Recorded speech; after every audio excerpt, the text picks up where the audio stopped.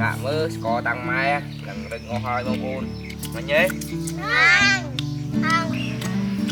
Ngày ngày bọn ông.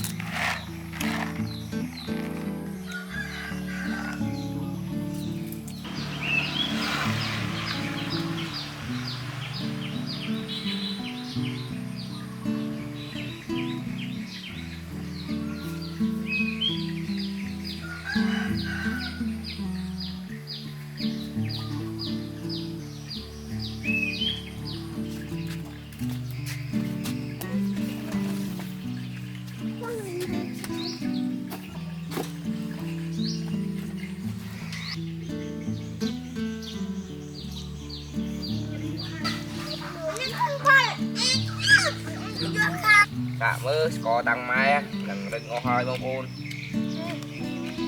bẹt chơi món đấy nè làm cái mua chân món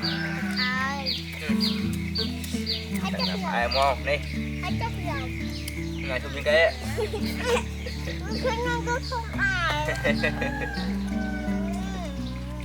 tha đây bao tao man đi chụp lên nhá tao dạ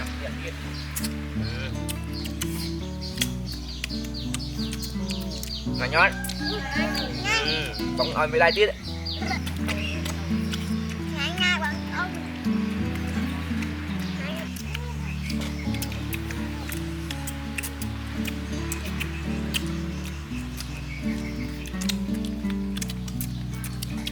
mà nhé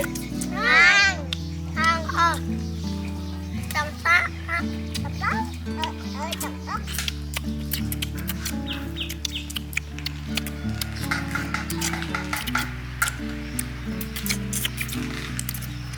đâu đâu luôn ngang nhót